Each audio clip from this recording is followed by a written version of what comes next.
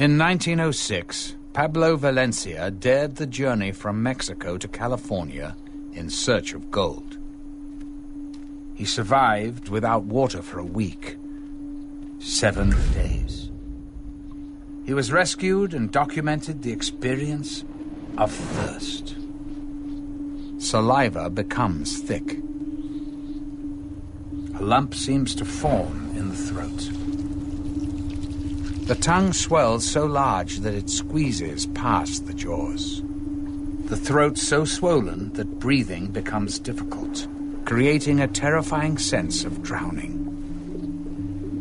The face feels full due to the shrinking of the skin. Many people begin to hallucinate. The eyelids crack, and the eyeballs begin to weep tears of blood. When Pablo Valencia was found, his skin was like purplish gray leather, scratched but with no traces of blood. His lips had disappeared as if amputated. His nose withered to half its length.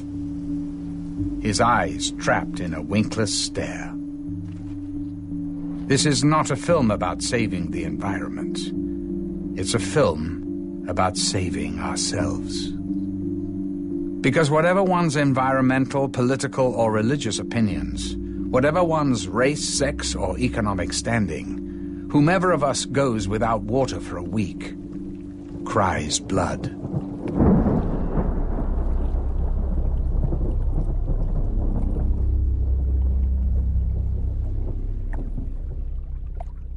There is always a lot of focus on, well, what's the environmental impact?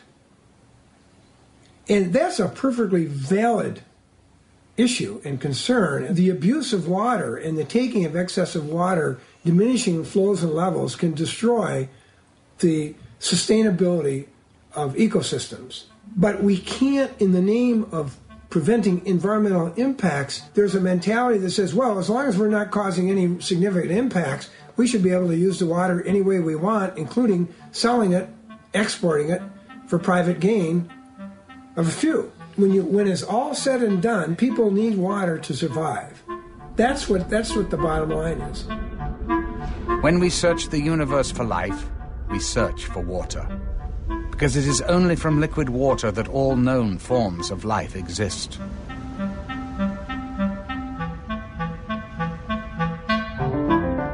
The blue planet. The only planet known to harbor life. The only planet known to be flowing with water. Water management has always been of key importance to humans. The Egyptians depended entirely upon the Nile. The Romans expanded the boundaries of engineering to use gravity to bring water to their cities. Ancient societies cherished water, molded their lives around it, and even worshipped it as a god. For whatever reason, between 800 and 1000 AD, climate change dried up most of the Mayans' local water supply. Farmers were forced to extend their agriculture into the jungle forests to grow food. There was not enough water for both the crops and trees, so the forests died. The soil eroded, air humidity decreased, food decreased. Mayan leaders prayed to the god of rain, but the regular rain season brought little water. The hydrologic cycle was damaged. Life in the cities became less civilized, as the main focus of Mayan life became providing food and water. People abandoned the cities to begin a new life in the forests, in hopes that there was still a sustainable watershed there. There wasn't. But as we enter a new era combining high technology with the demands of global economic trade, we're entering into a unique stage of history. Water, which is the source of life itself, instead of being common and universal to everybody because we all depend on it, profit is made out of the running of and the delivery of water to people and to communities. Those that have the ability to pay will have access to the water. Those who do not have the ability to pay will go without. And therefore it's a life and death situation in the final analysis on the basis of profit.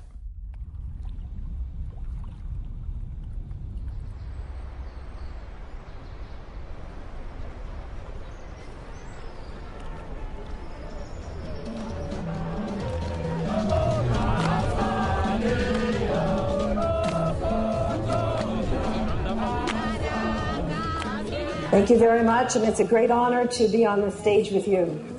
I want to talk, comrades and friends, about a global water crisis in which we know that the world is actually running out of water. And that wasn't supposed to happen. It wasn't supposed to be able to happen because we were all taught back in, I don't know, grade 3 or 6 or whatever, that there's a cycle. When it rains, the water falls from the clouds down all the way to the ground. It soaks into the ground and then the grass and trees grow. Sometimes there's so much water underground that lakes and rivers just pop up, like when you squeeze a box of apple juice. The rivers carry the water back to the ocean. Inside the ocean, the water floats up to the sky as clouds again. Then the wind pushes the clouds towards the land and it rains again.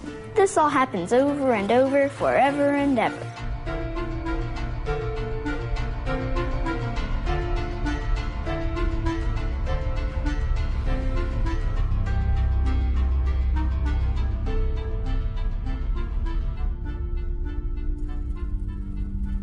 How is our water being polluted?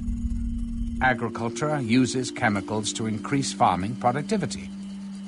Ironically, implemented to counter a diminishing water supply, these chemicals pollute the groundwater. Automobile gas emissions pollute the clouds. But perhaps the most damaging culprit is industry. Water pollution has been linked to the rising miscarriage rates in women, lower sperm counts in men, and it is so globally severe that the Malaysian government proposed the death penalty for anyone caught contaminating water.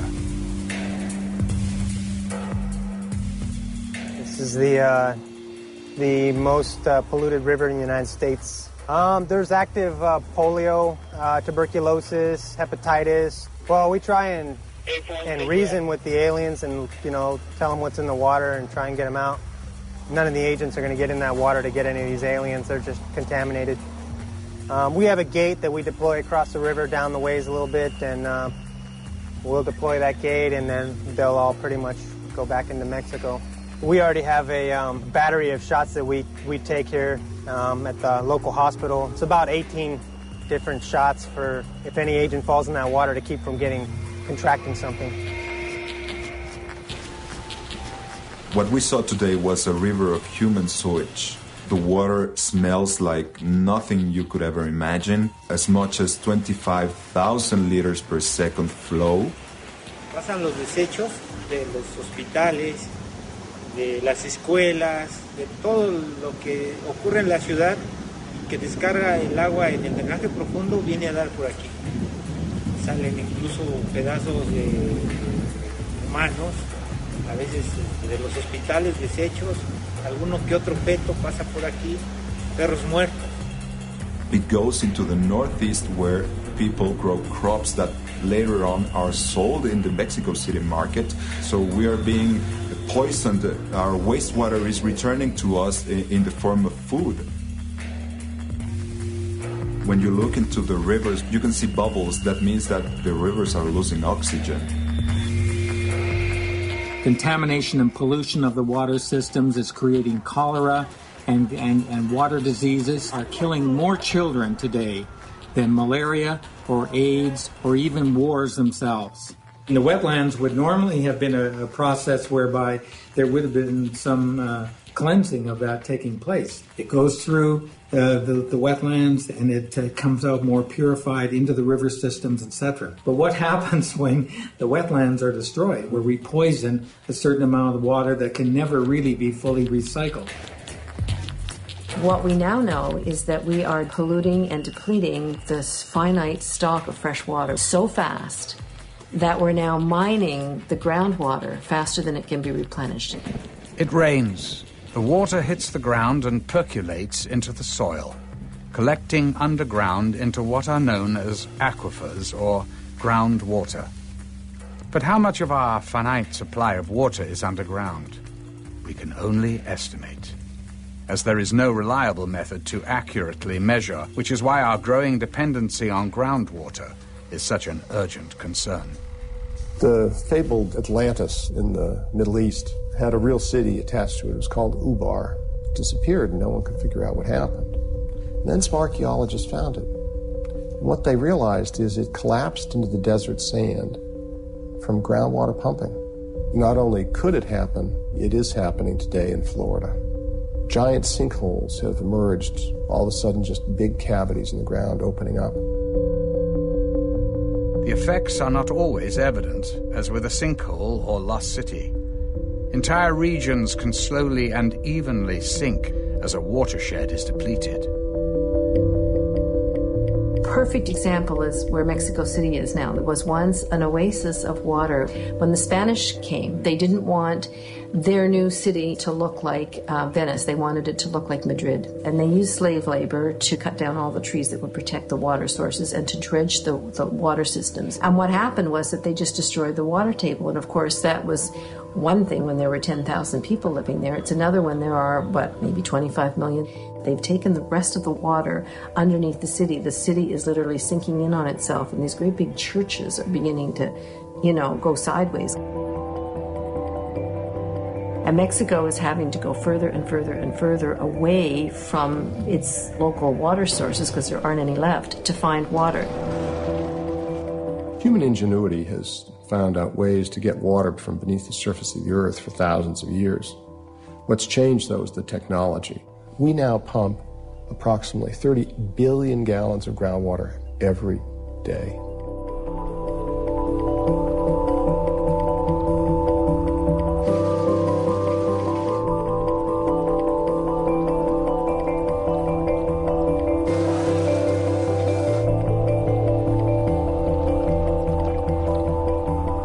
The farming community started tapping into our aquifers at a time when there really were not other demands on the resource.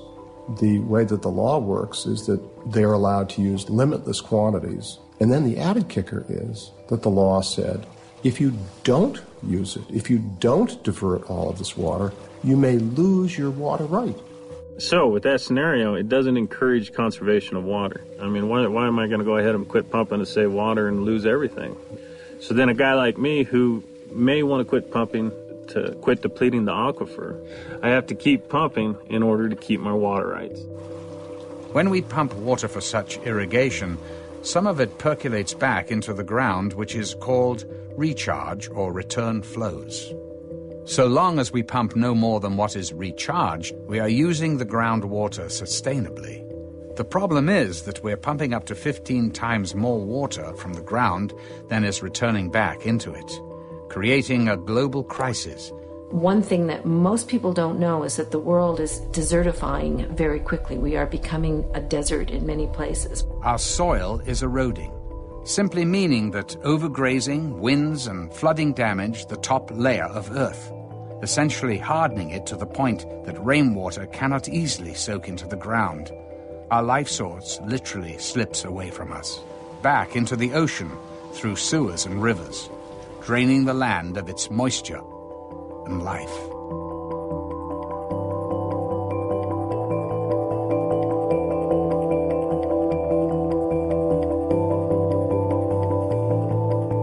Že krajina, ktorú človek vysušuje, sa mení zo zelenej na žltú a výsledkom potom je, že všetká voda je skumulovaná v oceáne. Extreme weather. A world of hurricanes and violent storms over the ocean, while the interior land receives less and less rain, or violent, harsh storms that simply erode the land more.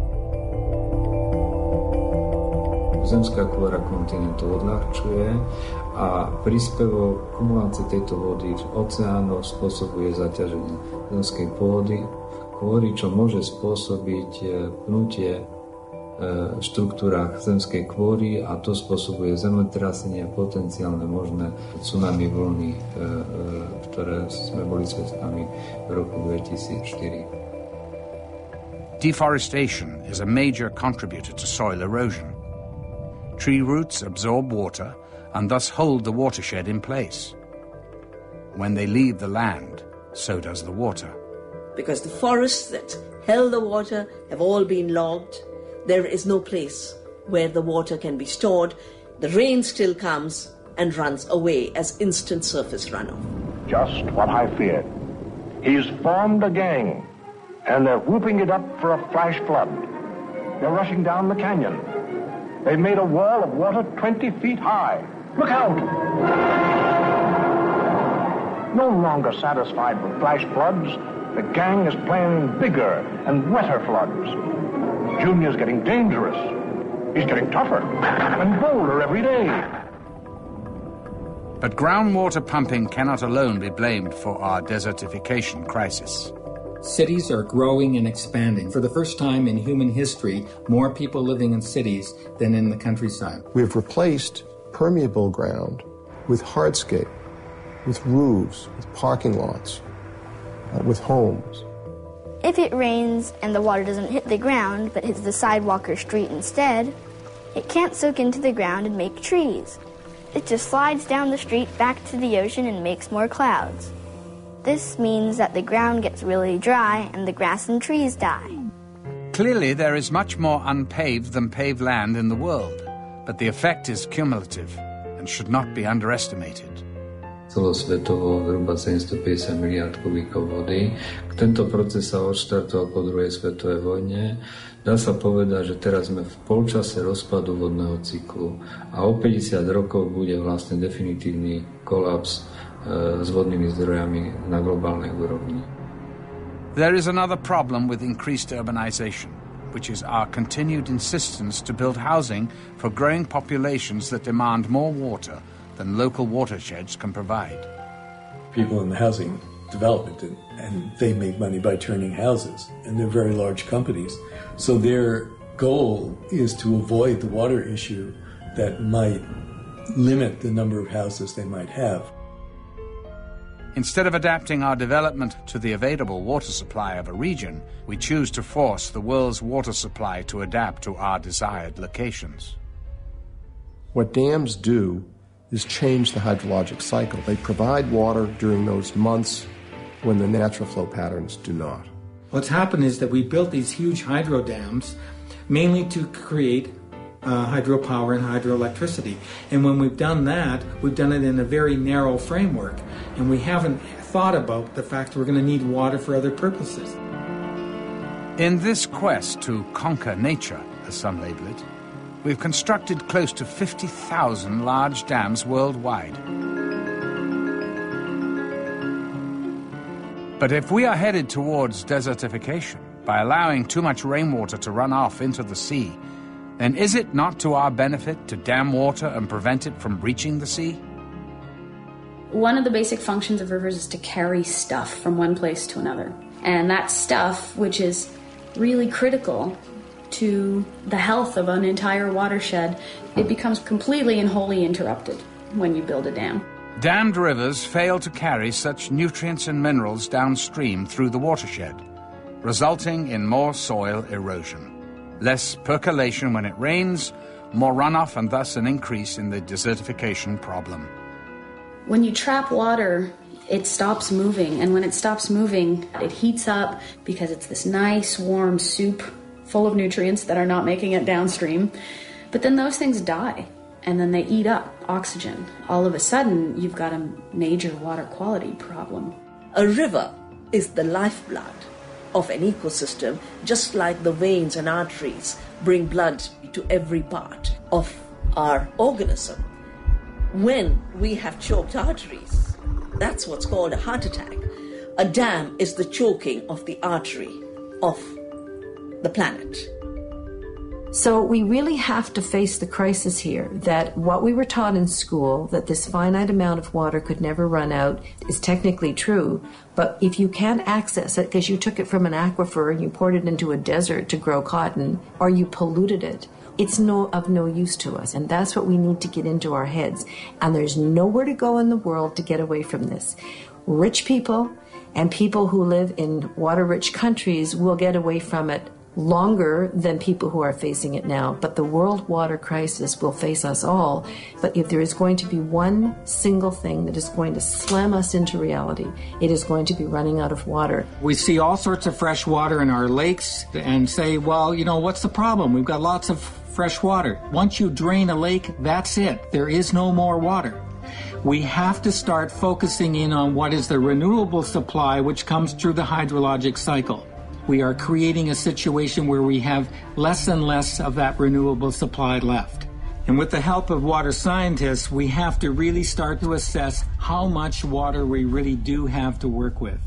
What is that renewable supply, and trying to define it. That's the task at hand. We must be able to find out what the limits are and how to live within them.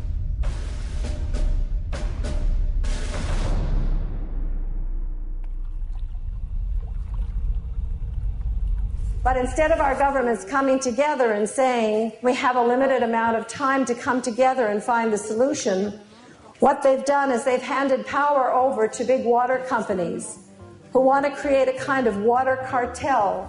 Suez, Veolia, which used to be Vivendi, and RWE Thames. And these companies are all in the top 100 top corporations. I mean, the water division of Suez has 400,000 employees. I mean, try saying no to them if you're a little third world country, right? So that one day, every single drop of fresh water in the world will be privately owned and controlled. Up until the 1980s, really, if water was privatized, they were companies within a country. So France was mostly privatized, but the companies that then became the giants were just French companies delivering water locally. Water privatization in France, because of the multinationals that are so powerful there, and because of their long history there, is so ingrained that even the president of France wasn't able to stop it. François, à un certain moment de son mandat, a été rappelé à l'ordre, si je puis dire, par cette dictature économique, et il n'a pas pu nationaliser les entreprises de l'eau. C'est un système qui est très puissant, c'est une machine qui est sans état d'âme. And then in the 1980s, Margaret Thatcher came to power, and the Thatcher Revolution came into effect, and she privatized all the water in Great Britain. And that's when these big companies decided that they could start going global. At the same time, the UN was beginning to explore the language of water as an economic good and a commodity. And the very first time was at a very important conference in Dublin in 1992, which for the first time named water as a good. So you get the Thatcher-Reagan market economy ideology growing over here. You've got the companies all ready to go because they've been delivering inside nation states. And now you've got the UN saying, okay, we're ready to start thinking about water differently. It's not a right. So it all kind of converged together. Well, the World Bank is created after the Second World War to bring financial stability and development to the developing world. And it's supposed to be pooled money from the wealthier countries to help develop the global south. However, what's happened is that the World Bank has hooked up with the three big water private service companies in Europe. They basically started to work their way into the developing world. And the World Bank would say, in exchange for debt relief, now we want you to privatize water.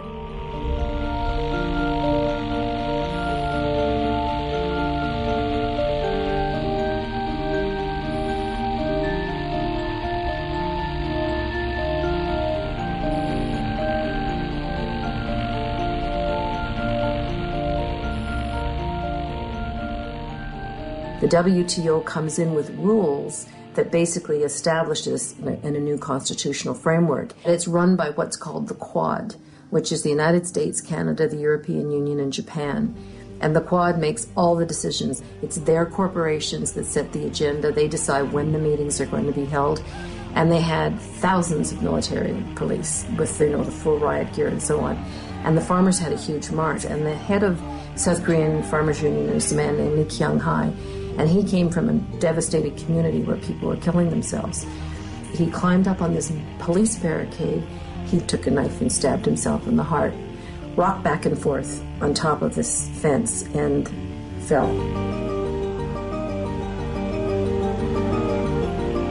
He died a couple of hours later in the hospital. And this became an enormously important symbol. These trade rules are not some dry academic thing on a piece of paper. These are rules that affect people's lives, and these are rules that are killing people. This is the new colonialism. It doesn't come in ships.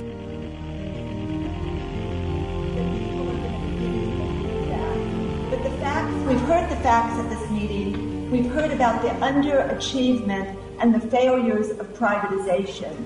And we know that ultimately these corporations aren't accountable to the communities that they serve, They're accountable to their shareholders, and nothing's going to change that. People think that water privatization is just a problem in the global south and the developing world, but that's just simply not the case. We have the very same situation in the U.S.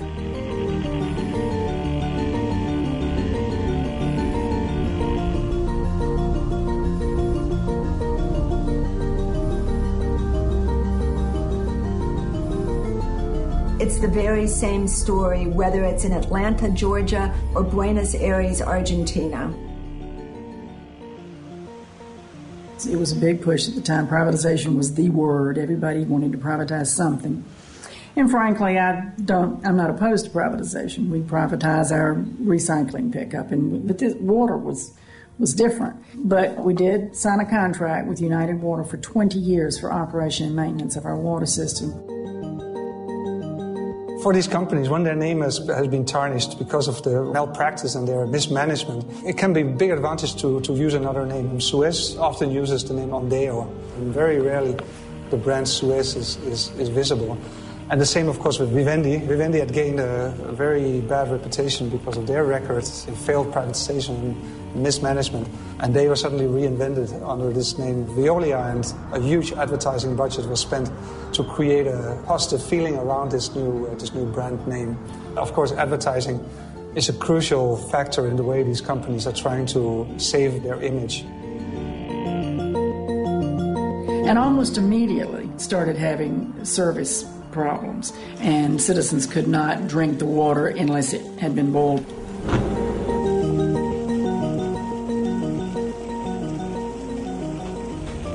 There are no clear-cut performance requirements and performance guarantees. We did require in the contract that they take all of our 550 employees for labor reasons. They usually slash the workforce, sometimes in half. So they cut out about 200 employees, and that could have been part of the reason for the service delivery. They couldn't find out where all the piping connections were. The workers themselves were the people that knew where things were. The mayor at the time was Bill Campbell, and Suez gave him a $6,900 campaign contribution, but he wasn't running for office. A trip to Paris, where he and a female companion stayed in the best hotels and were wined and dined. Although 2 of the 3 water corporate giants are based in France, and French water has been privatized since the time of Napoleon, a small percentage of French regions have maintained their own water distribution through their city councils. The city of Grenoble managed its own water for over a century, providing good quality water at low prices to consumers. Suez bribed our mayor. Le maire de Grenoble a choisi de privatiser à Lyonnaise des Eaux Suez. Tous les services publics sont bien moins chers que les services privatisés. There hasn't been one example in the world where there hasn't been a hike in the water rates. Il n'y avait aucune raison logique de privatiser ce service qui marchait très bien. Sa décision de privatisation était en échange d'avantages personnels, avait acheté le maire de Grenoble. I'm not a big fan of government controlling a lot of stuff. I've been in government. I worked in the federal government, I worked in state government, I worked in local government, and I see an extraordinary amount of corruption.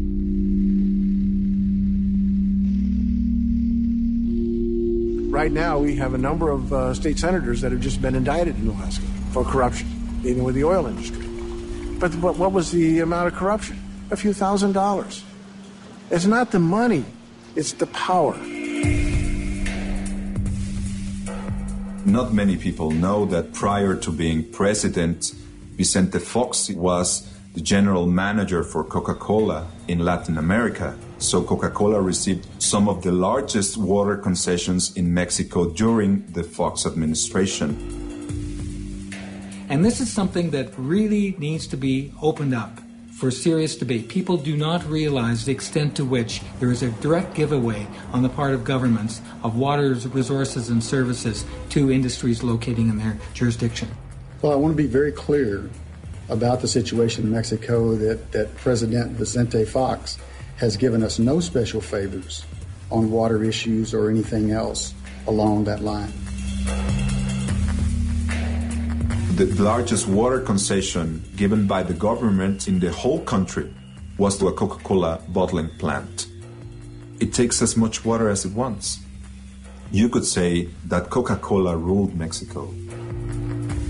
If you really look at the controversy of whether water should be owned privately or water should be owned publicly, I see abuses on both sides. When water is only owned by the government, you have an opportunity for abuse. When water is jointly owned by someone who is a capital interest, a private interest, a profit interest, and government, you have a partnership that tends to balance those things out. The new face of colonialism comes in the form of Coca-Cola. You walk anywhere in Africa and it's Coca-Cola water. You cannot get anything but. You cannot drink the water out of the tap. You can't even find purifiers. You are an absolute slave to this company. Dasani is not meant to be a substitute for municipal supply, so we are absolutely in support of robust, comprehensible, and equitable water and sanitation systems.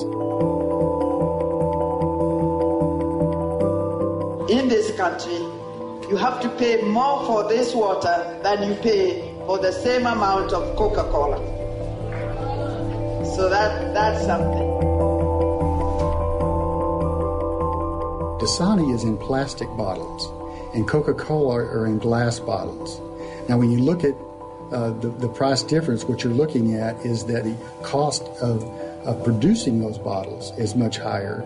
We have looked at, in the past, of bottling Dasani in the glass, but the plastic package is becoming very popular now, and what we're looking at is what the customers want. As you look at new ways to develop business, you look at also what the customer wants and needs are. The situation with the cost of Dasani is more about the packaging, and also plastic bottles are taxed at a higher rate than glass bottles.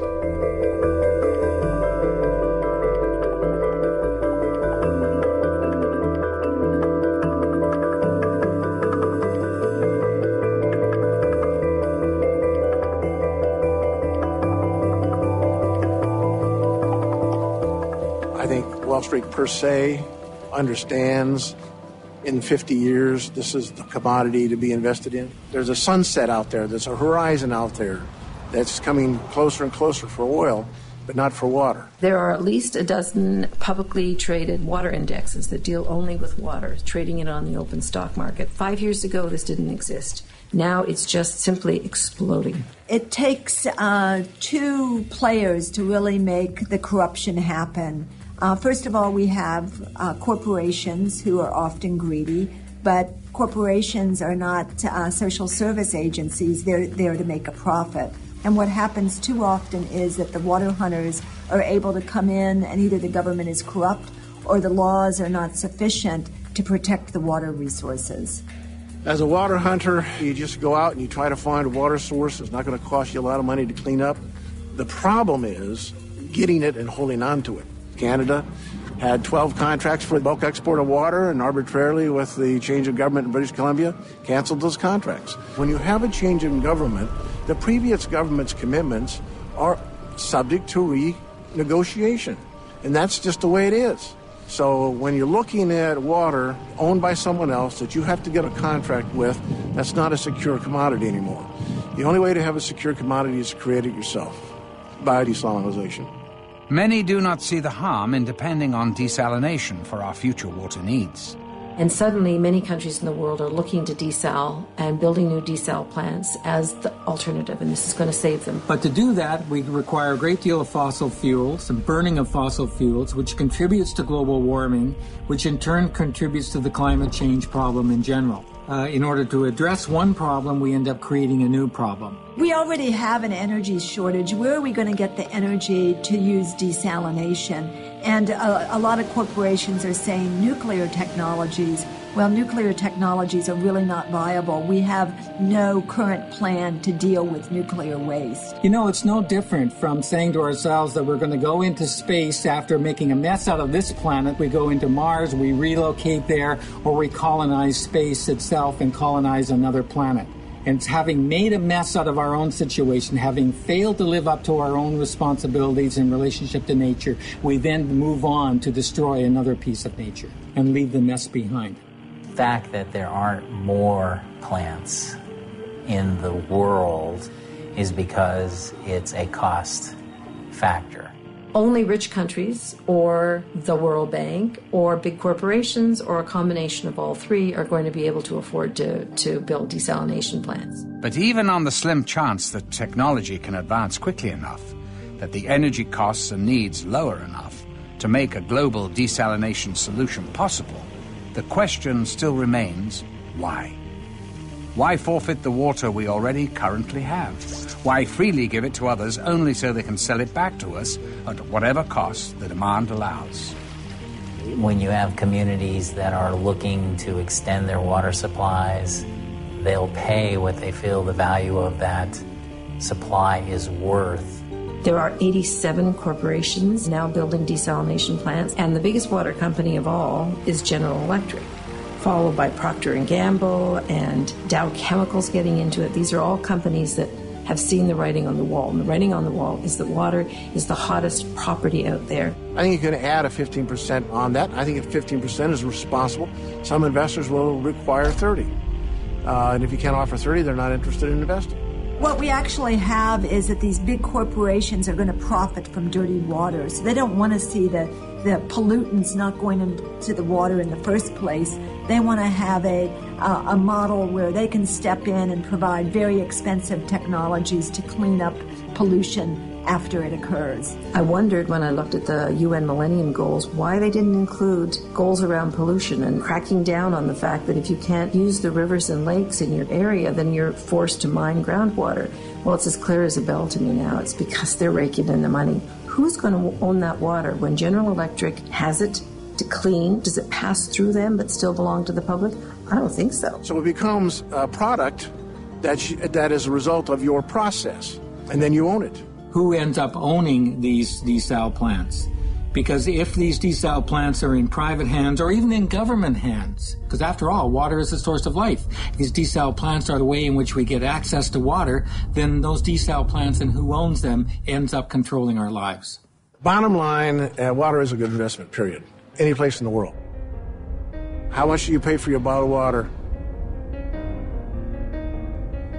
You can fill that bottle of water at the tap for practically nothing. And the difference between what's in the bottle and what's in the tap is, in most cases, insignificant. We do not advocate bottled water over tap water. Consumers generally buy bottled water because of convenience, because of access. I wouldn't say that it's healthier. It is a healthy alternative. Because of the world water scarcity, the Great Lakes have been perceived to be a target. We were concerned about our wetlands, and actually my thought was it's our water, they don't have a right to take it, which wasn't correct. In our legal framework, corporations have the same rights as citizens, and so we see Nestle having the ability to go in and pump. Initially it started from a meeting that had up in the town of New Haven. Naturally, Perrier hired a consultant to study all of the effects of the pumping and so forth. And everything that they said, nothing would happen, everything would be fine, there would be no problem with the lake. I talked to my hydrology buddy and I said, Tom, he said that this isn't going to affect the spring. And Tom snorted, he's not a hydrologist, he's a hydrostitute.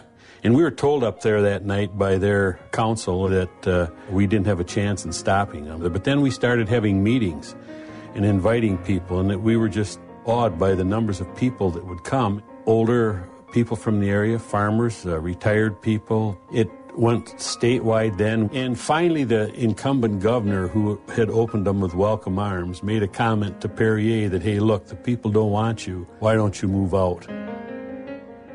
They went to Michigan from Wisconsin. In 1892, a 1-mile chunk of the Great Lakes and its waters was deeded by the Illinois legislature to a private company.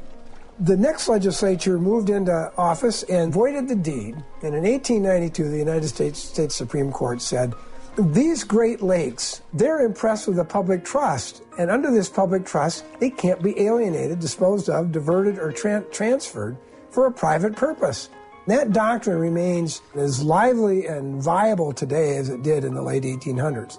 And that's exactly what became the basis of the lawsuit. MCWC was still waiting to hear the opinion when the letters from Nestle were sent to members of MCWC, young people that had expressed their opinion in the press, and Nestle then, they were going to do a slap suit against them. Where corporations actually step in and sue citizen activists. Usually they're suing them on something that's absolutely ridiculous, and often they'll lose, but the citizen still has to spend a lot of money on lawyers' fees, has a lot of worry. This acts as a deterrent to activism, and it is absolutely outrageous that corporations are being allowed to do this. And I was upset about that, but then... As far as trying to intimidate, they put heat on MCWC as an organization, and it really laid the heat in on my mom. You know, I didn't care what Nestle did to me. I was fighting Nestle, but no one's going to mess with my family, and especially my children.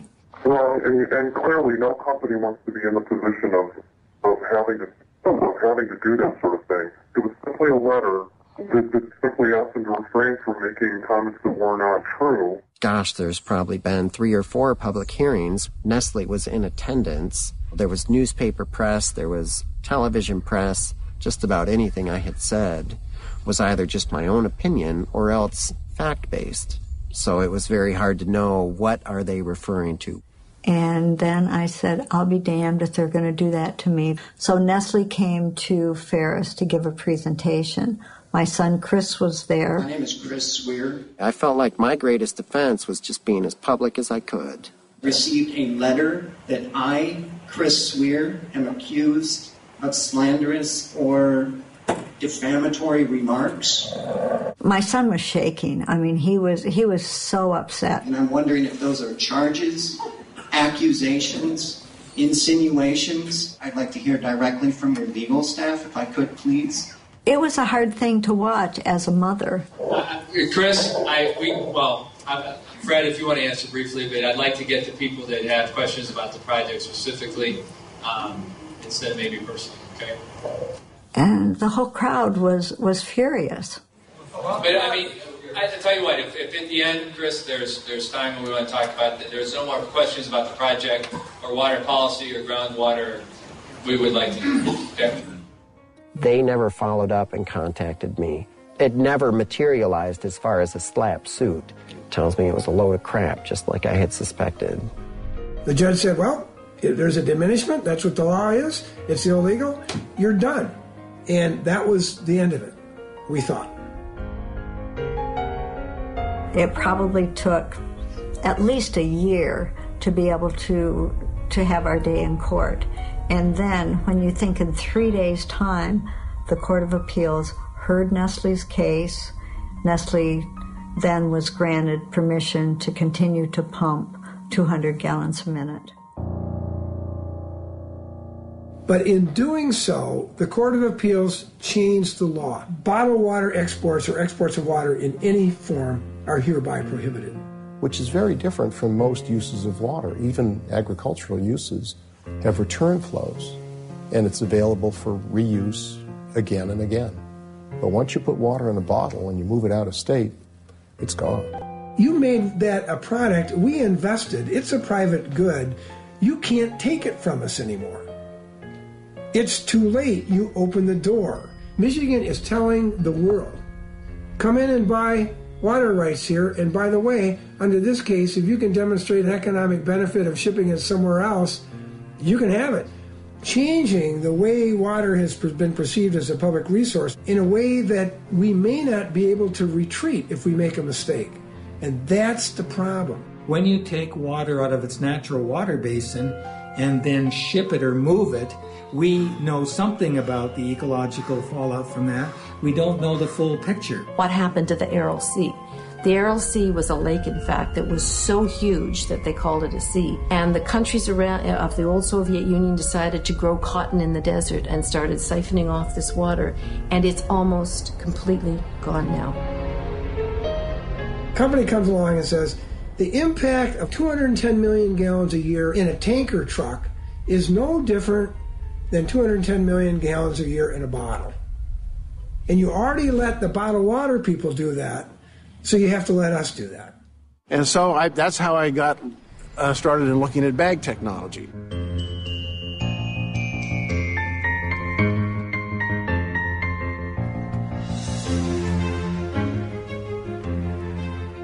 If we massively ship water out of an area, the ecosystem is disrupted, the natural habitat damaged, biodiversity reduced, and aquifers dried. The water-rich area we chose to export from will itself desertify. The thirsty populations in the water-poor deserts we ship water to will simply consume the water and send it back to the sea via its sewers, thus still remaining a desert. Where one desert region existed before, two deserts now exist. Water is a supply and demand commodity. The people that demand it don't have the supply. The supply is often in other parts of the world. The question is how to get it from source to market. This sets up a kind of contest, and that is between city people and rural people. Companies are out there constantly looking at what land the farmers own. Going from farm to farm, hello ma'am, hello sir. Now what are you doing farming all day? It must be a lot of work. I bet you get up real early, and why don't you just let us rent or buy your water? And we have had Texas Water come in and volunteer to build a pipeline. What I'm afraid of happening is the water will not be sold here. Into that pipeline will go out of the basin into areas such as Santa Fe or Albuquerque. So this is a new development that's taking place as more and more of us move into big cities and don't want to think about where water comes from. Increasingly, it's coming from the places that grow your food. This is really, really, really short-sighted. You're using water from an ecosystem in Northern California, transporting it through long pipes and canals to Southern California to grow alfalfa. The alfalfa is then shipped to places like Japan, where it is fed to the high-end Kona beef, and then much of that beef is shipped back to the U.S. So we've set up this system of agriculture that just doesn't work anymore, and it's really based on the concept of virtual water, where we're growing crops for export in thirsty places and then moving them long distances, rather than having our food grown more locally and more sustainably. China is a very dry country, but agribusiness is moving there because there are fewer laws and labor is very cheap. Almost all apple juice sold in the United States comes from China now. We're losing our ability to even grow apples because it's cheaper to produce them elsewhere. That means that a country like China that doesn't have very much water is exporting its water to the United States through apples. Then we sign trade agreements like NAFTA so that our subsidized corn using water from desert-like areas in the U.S. can undersell the farmers in Mexico. A lot of that water actually stays in the corn and is then transported to another ecosystem and is completely lost. For instance, here in Kenya, they grow most of the roses that are sold in Europe, and they export them. And they're grown around a beautiful, beautiful lake called Lake Naivasha, which is being depleted at an appalling rate. All done by foreign corporations, huge, great big flower plantations. If they keep doing this, within 5 years it will be a putrid puddle.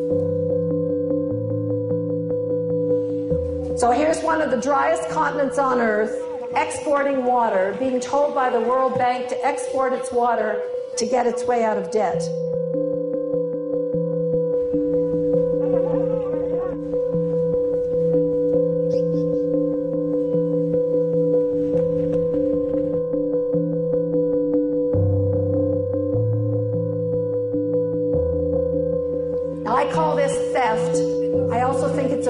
murder.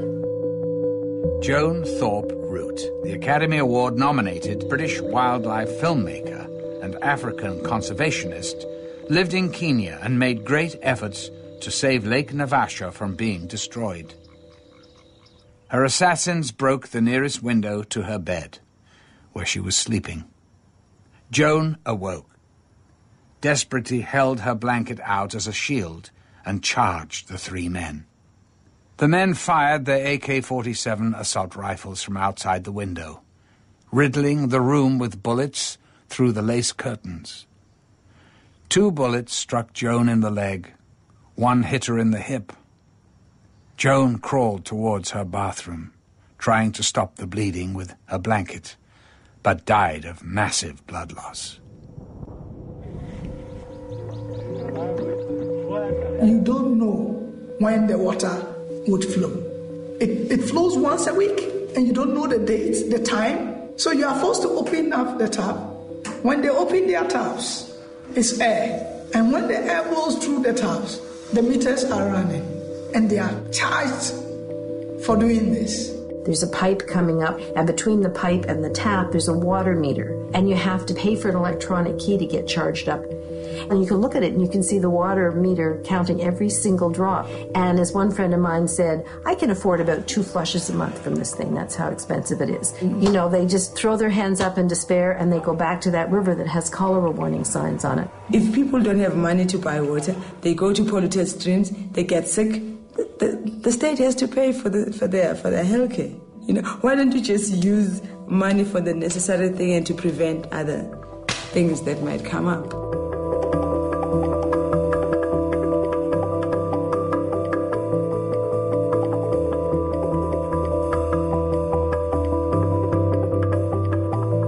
If in the house I'm the only one employed and I buy water, I'm going to limit or ration the people who are living in that house. That's why then you get domestic violence. Because now I want to do my laundry, but because my sister is the only one employed, she determines when I do my laundry.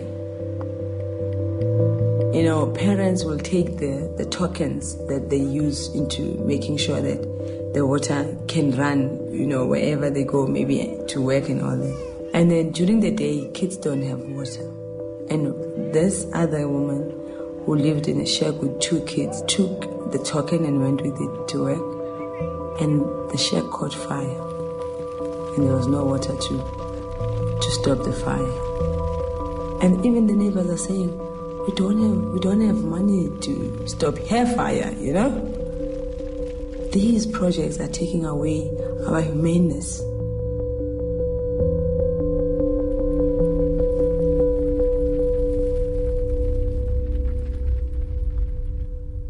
I was in grade 1. I was 6, so I didn't really think about much. I thought the whole world was go to school, don't get your parents too angry.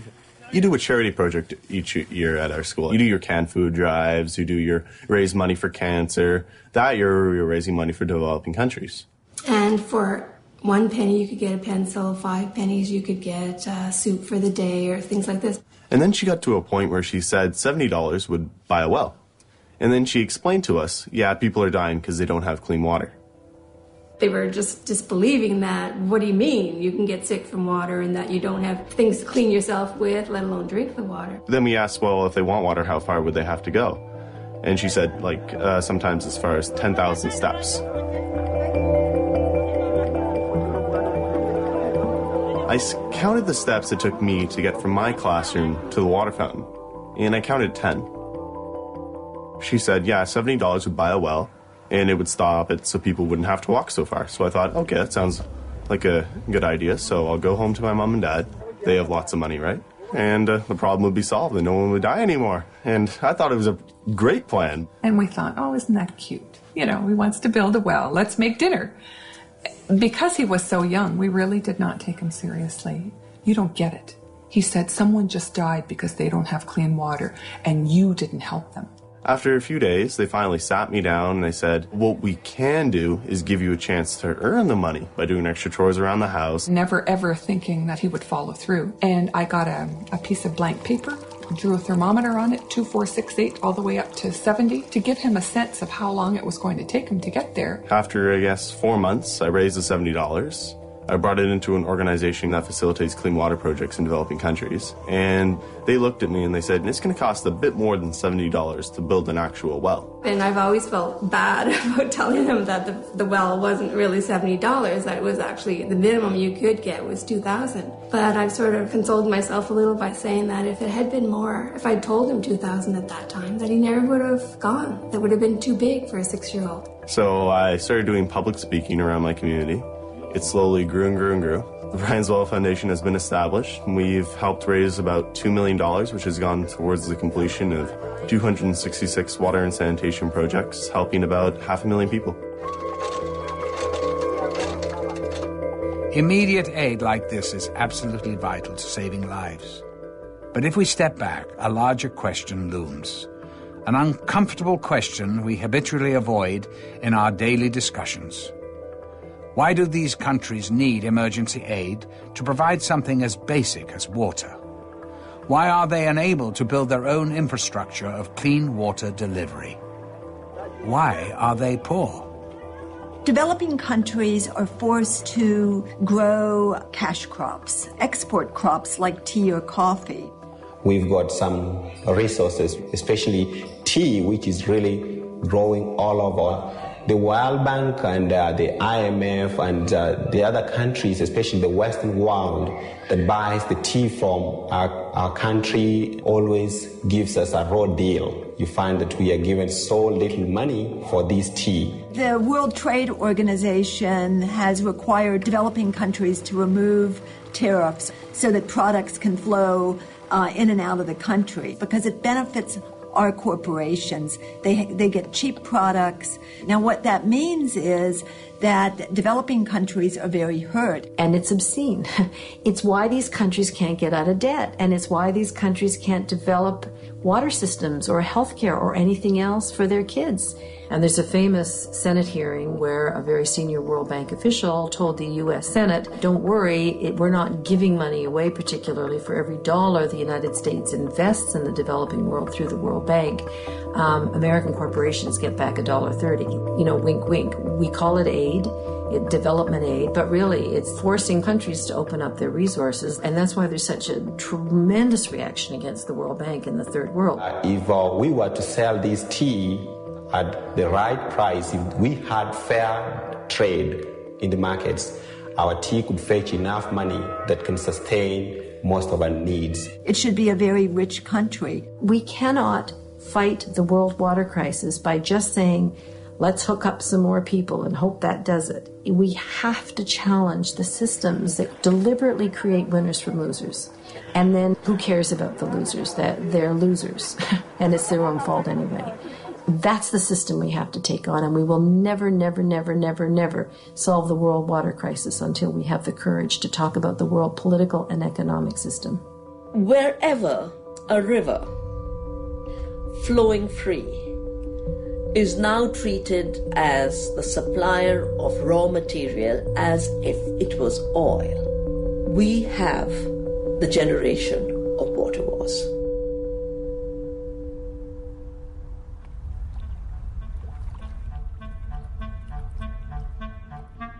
The Chinese, the symbol for water, not only means water, it means control, which I think is quite profound in the sense that controlling water is everything. And the word rivals, for instance, comes from Latin meaning river. The rivals were people standing on either side of the river throwing things at each other. And you're just going to see more of that as the technology develops to be able to suck water out of the atmosphere. Now you're going to find water from the atmosphere and clouds being stolen. New techniques for controlling the weather are being tried. When conditions are right, rain is made to fall by seeding clouds with dry ice or silver iodine. It's happening in China and some other places where a particular village pays for a plane to go up. They make it rain before the cloud gets to the next village. So there's real anger and real political tension.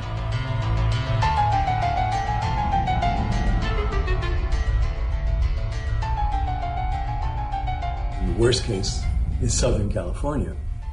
And LA is part of what I call hydraulic civilizations, like Rome and its aqueducts was a hydraulic civilization. But there, the longest aqueduct was 60 miles. The longest you have to go, once measured it, is 1,400 miles from the furthest source of water for LA to a home in the town. And LA has not yet figured out what its limit should be. I mean, it doesn't want a limit.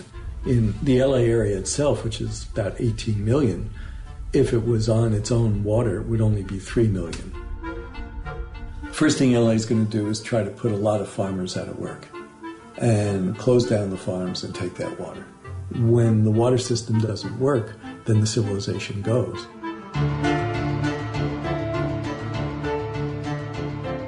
The most famous conflict occurred in the Owens Valley, and Mulholland was the head of the water department there, and noticed that it was pretty much a downhill run to LA in the 1920s.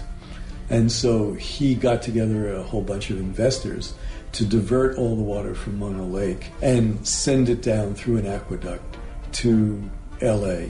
It put the farmers out of business, and there was a big violent rebellion. In 2 different instances tried to blow up the aqueduct. They partially succeeded once, and then they were arrested, and then they sent in kind of goon squads to get rid of the farmers, and then they paid them off. The last great water war in the United States was 1934, when Arizona sent in the National Guard because California, again, was building a dam across the Colorado to divert the water to California without giving Arizona any. And the ferry captain that took people across the Colorado put a cannon on the front of her ferry, and they went up and threatened the dam. But it led to the Secretary of the Interior to stop the dam. One of the most bloody water wars is still being fought over the river Kaveri, that farmers of Karnataka and farmers of Tamil Nadu both required more water out of that river. A bandit of Tamil origin, Veerappan, kidnapped a Karnataka actor with the demand that large amounts of water be released to Tamil Nadu. It was really as a chess game in the water wars. I was doing a major study on conflicts over resources for the United Nations University. This fat file of mine on river water conflicts suddenly had no more coverage because the entire issue was now being presented as an issue of religion, not water demands and water conflicts. So many water wars are presented as religious conflicts, when in reality they are fundamental conflicts over resources. Well, I want to tell you about one country tonight, and that's the country of Bolivia, South America's poorest country. Several years ago, the World Bank refused to guarantee a $25 million loan to finance the investment program of the local water co-op and forced Bolivia to sell its water systems to a subsidiary of Bechtel. The water prices now account in Bolivia for more than they pay for food. Well, I have a story to tell you tonight, and that is that the people rose up in Bolivia.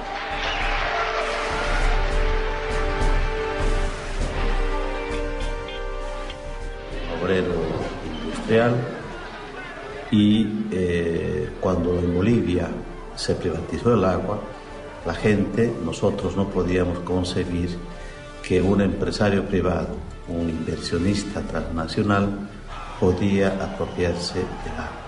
Es decir, la gente o tenía que pagar del agua o tenía que dejar de comer, y por lo tanto no tuvo otra alternativa que decir no a la privatización del agua.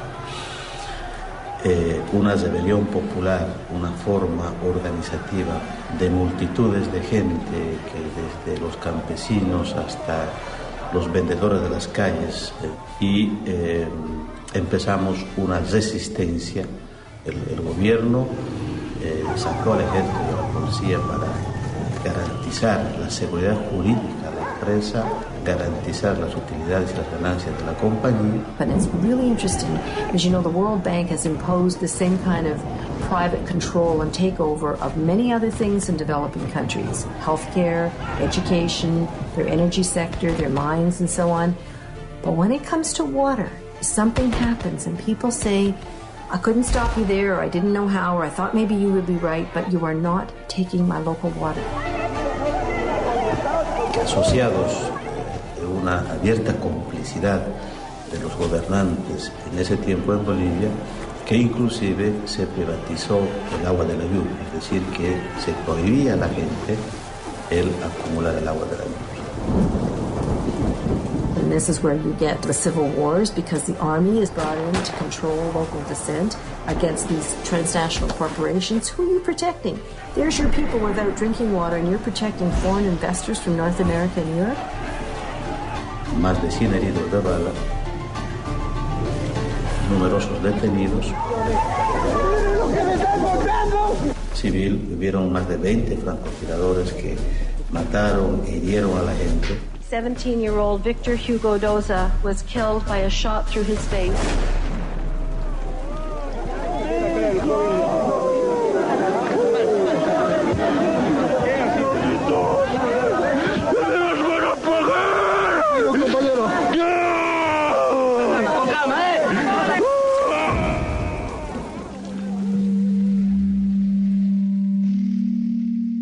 See a whole new geopolitical picture emerging here, where the world map will be rewritten and redesigned. They've already mapped out what are going to be the most intense areas of potential conflict in the next 10, 15, and 20 years.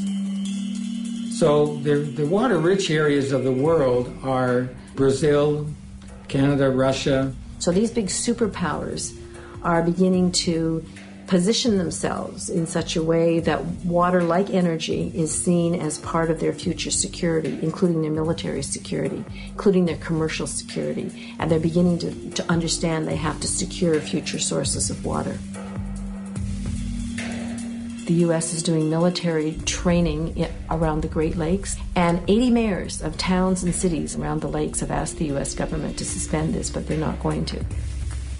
I got involved in this issue in the mid-1980s when Canada was negotiating a free trade agreement with the United States, and the free trade agreement included water as a good. There was a statement made by one of the participants that Canadian water would be flowing to the United States Midwest from the Canadian North by pipeline within 2 to 5 years. Who knew? And move that water into a crater in the Rocky Mountains, which would be kind of like a huge mega reservoir. And nobody will stand up in our country to the United States administration and say, this is our water, because they know that the United States would consider that as serious as if we put missiles along the Canada-U.S. border.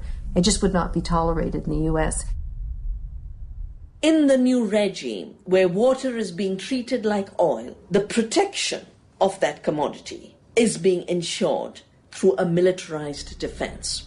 And the good part of Brazil sits over top of the largest aquifer in the world, which is called the Guarani Aquifer. This is going to be a major source of fresh water in the future. Very recently, the United States has established a military base located just inside the border of Paraguay. As you know, the United States itself is running out of water.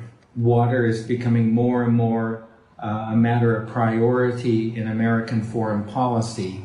Secretary of Defense Donald Rumsfeld went on a quiet mission to a number of Latin American places, including Paraguay, to try to see what kind of further advancement could be made regarding the presence of U.S. forces in that region. Shortly after Rumsfeld's visit, something like 500 special forces were stationed at the military base there in Paraguay. Este caso, no momento agora, quando os países tomaram conhecimento, já tinha sido aprovado pelo Parlamento do Paraguai. It remains to be seen what will happen and what they're doing there exactly as to whether the purpose of that military base is really to secure a military presence at a very pivotal location for exercising some measure of control over the Guarani Aquifer and water takings from the Guarani Aquifer. In the last few weeks, there's been a report in the media about George W. Bush, the president, purchasing land in Paraguay. The speculation is that that has to do with wanting to have access to the aquifer and pump water out of the aquifer. Jenna Bush, who is the daughter of George W. Bush, had paid a quiet 10-day visit to Paraguay, in particular meeting with top officials in the government. And as it turned out, what was happening, at least this was what the speculation was in the press, was that she was about to facilitate the purchase of something like 100,000 acres of land in Paraguay in her family name. At the same time, though, that was happening, it was discovered that George Bush Sr. already had something like 173,000 acres of land. Was this an example of the Bush oil family now switching from black gold to blue gold, turning to water and purchasing water? Clearly after that, there were a series or a string of denials on the part of the Bush family. Not directly. They did it through agencies, U.S. government agencies. Eles negam a construção da base.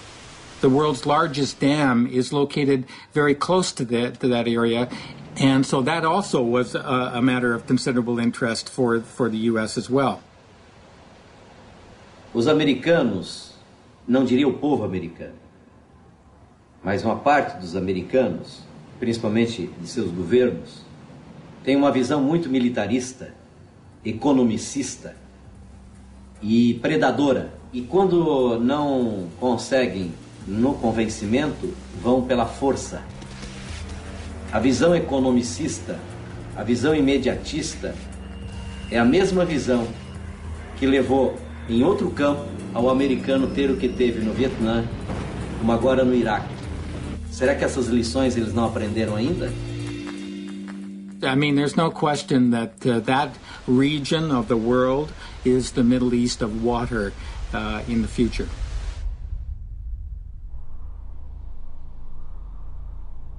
And just 2 days ago, the Bolivian government gave in and kicked Bechtel out of the country.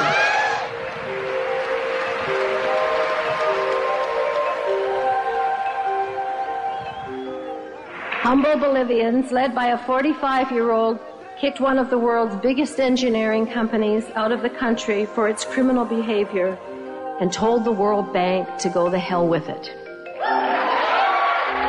Bueno, 2 días después de la victoria popular, yo tuve la posibilidad de viajar a Washington. Primera vez en mi vida que salí a Estados Unidos. Segunda vez en mi vida que salía fuera de mi país.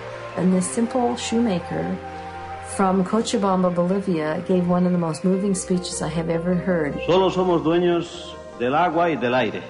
The only thing that is ours anymore is our water and our air.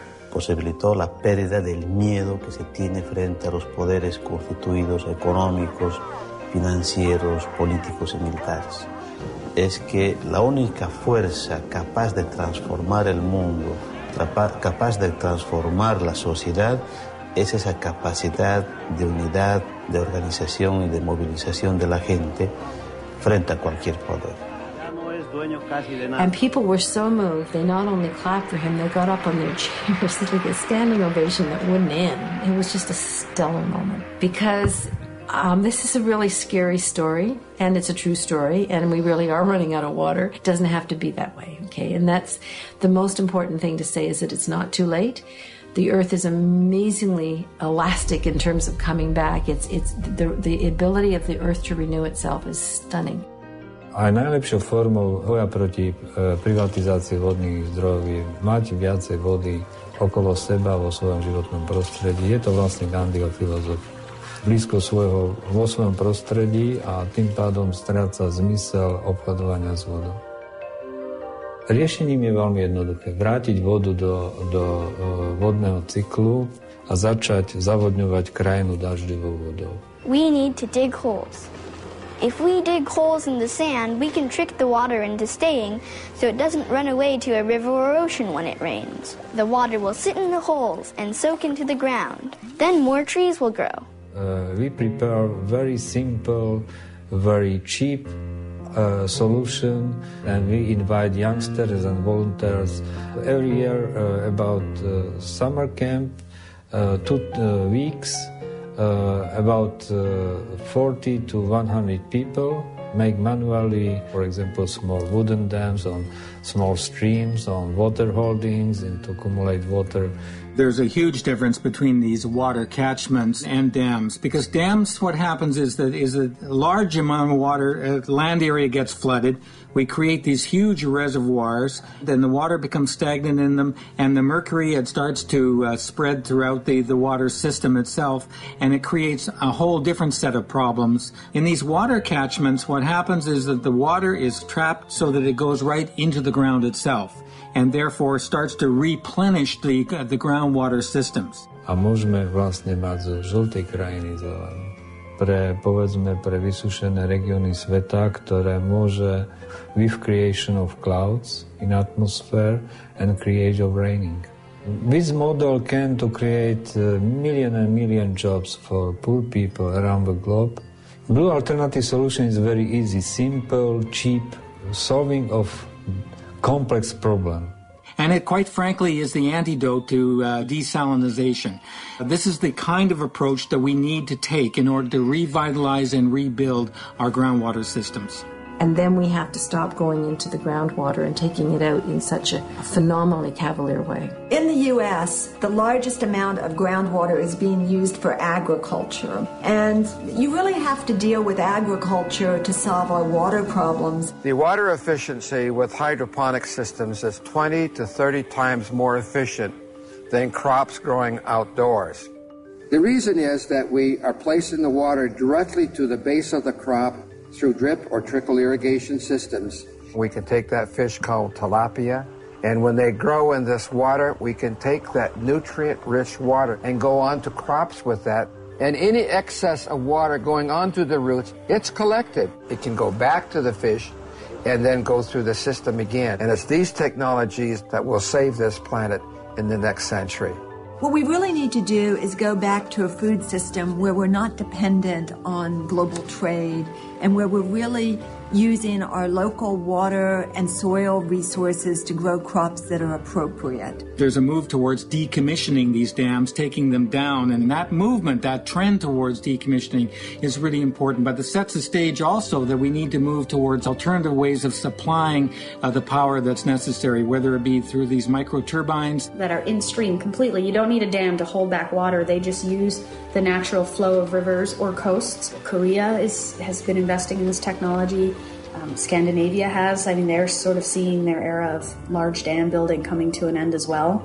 As we expand urbanization to meet our growing population needs, there are alternative permeable pavement solutions which allow rainwater to infiltrate through into the subsoil. Pollutants from cars are filtered and removed and thus do not pollute the groundwater. The water quality is actually improved. Even with these advancements, the ultimate development solution is to limit the population growth of a region pending on the available water supply, which is exactly what the citizens of Bolinas, California did. And so the towns decided that they would put a moratorium on all housing growth until they had adequate supply of water. And that water moratorium was challenged immediately and was in courts for 14 years. They just didn't want a town to be able to control growth. They considered it interference with commerce. But ultimately we won, and yeah, it's working. What we can learn from the Bolinas example is the whole challenge to learn to live within the limits of our watersheds. And in this village where we really have shortage of water, we use some water that is being poured on your hands as you wash your hands sparingly. And people really value any amount of water that they have. It's exactly the opposite of America. I mean, America could save 20 to 30% of its water really easily.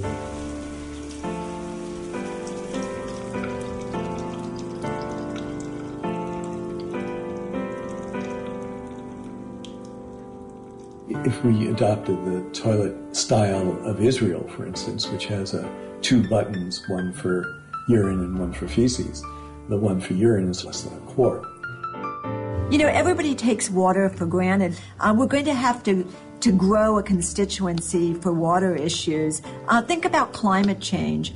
Groups have been working on climate change for 20 years, and it's taken that long for the general public to be aware of it and for us to begin to make the legislative and regulatory changes that are necessary to really solve the problem. We need to do that for water. To call for a United Nations Convention that explicitly states that water is a human right and a public trust that must not be denied to anyone on the basis of inability to pay. Demanding that we put this language in an international framework at the United Nations. Because the operations of these corporations, these water barons, have now gone global, this has gone beyond nation-state law and requires us to bring in some kind of instrument at an international level to control these companies. And that led to the really exciting change in Uruguay. En el Uruguay se privatizó el servicio de distribución de agua potable. A poco de haberse establecido, los precios se elevaron exorbitantemente. El agua que se distribuyó en algún momento estuvo contaminada. Se llegó incluso a cortarle el servicio a una escuela. Los uruguayos, con una larga tradición democrática, promovieron la reforma de la Constitución, where citizens were able to pass a constitutional amendment that actually established the right to water and forbids privatization. That's the model that we've been using when we talk to groups around the world and the model that we're promoting. So we're looking for a small group of nations to begin a process within the process in the United Nations. There are some powerful countries opposing the right to water, most prominently the United States. To my eternal shame, my own country, Canada. It has a lot of water resources, and they're concerned about having to send water to the United States. China, Egypt, Australia, and possibly India. They don't want to have to be responsible for providing their citizens water. This is life and death what we're talking about, and I feel very, very strongly that we have to put ourselves out there on the line, and sometimes it can be dangerous, but we have people power on our side. To the disapproval of the citizens of the small town of Freiburg, Maine, the water bottling company Poland Springs set up a plant. To appease the population, Poland Springs gave away a case of bottled water to the first 50 townspeople to visit their office. Led by 89-year-old Republican store owner Howard Dearborn, they poured the bottled water into Lovewell's Pond, back where it came from. This week at the World Social Forum is being launched an historic organization, the African Water Network. A world that is going to say no to commodification of our common goods like water. To mobilize and protect Africa's precious water sources from abuse and from corporate theft. Now we have a defiance campaign that says, okay, you can install your meter. After you turn your back, we take it out, we connect the pipes, and then we throw your meter away. The court case has cost over $1 million. We've done a lot of innovative fundraising, and you have to realize that we're just normal, ordinary people who are living day to day and fighting, this giant. I play sports, I hang out with my friends, I do all that regular stuff any teenager would do. It's just I do this on the side. I just wanted to get people clean water so they wouldn't die. I guess being that young sort of helped a lot because I think I was too young to be nervous. You just see smiles light up on people's faces because they have clean water to drink. A smile doesn't light up on my face because I can have a shower in the morning. None of these people, I don't know if there's an activist in the group. When you come from the grassroots, I think legislators look at it totally differently than they do if you are an activist. And I think that's what we had, is they couldn't go back on us and say, you guys are always out there raising a ruckus. Probably the end result isn't going to affect any of us because we're going to be gone.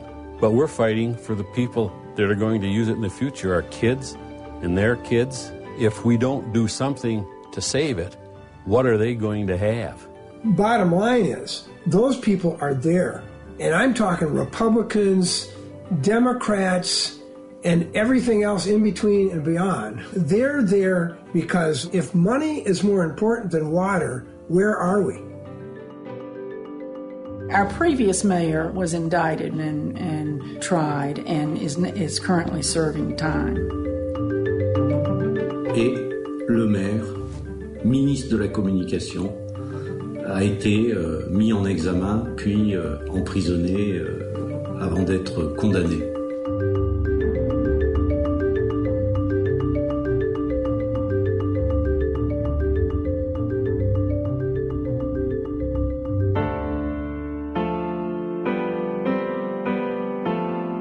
We've made some serious enemies. I've made some serious enemies for myself. But as my mother would say, serious people have serious enemies. Because it's not going to necessarily happen through governments alone. It's not going to happen through industry and by corporations. We, the people, must become the water guardians of the 21st century. What water is in my backyard? What's the name of the watershed I live in? We should all know that. Just the way we know our town and our state.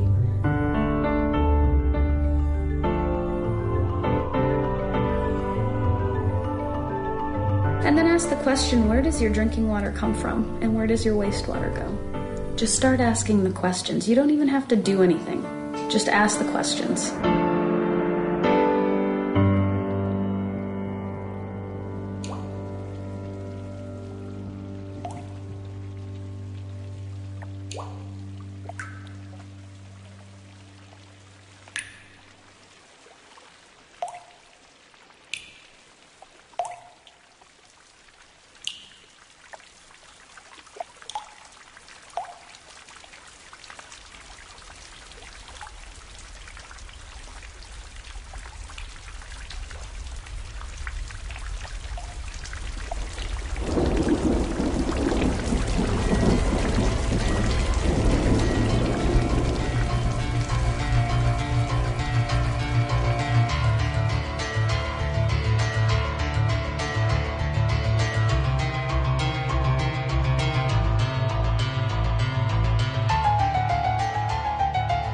What I think is really weird is, even though my brother is 6, turning 7, and I'm 8, turning 9, I still can't do the monkey bars, and my brother can. They were selling Ice Mountain at the school cafeteria. My principal came into my class, and then I told my teacher that I had to talk to her about the Ice Mountain thing. This is my problem poster about what Ice Mountain's doing. They're draining the lakes. When they drain the lakes, they're also draining the springs and the wells. And this is just like one of my little glow-in-the-dark things. Before Ice Mountain, after Ice Mountain, mud flat. And then over here, the solution. Send letters to the decision makers. Boycott Ice Mountain. I showed these posters to the school board, my class, and student council. Michigan, despite lawsuit in court. Well, Mrs. Hart, she said that there was going to be no more Ice Mountain in the entire school district. A bunch of articles just because of one little thing I did. And also, most importantly, let your voice be heard. Like, the one time when I was at a meat store, I saw that they sold Ice Mountain, and then I talked to the store manager, and then he said, okay. And then the next time when I went, no Ice Mountain, the entire store. I felt very happy because I knew that I did the right thing.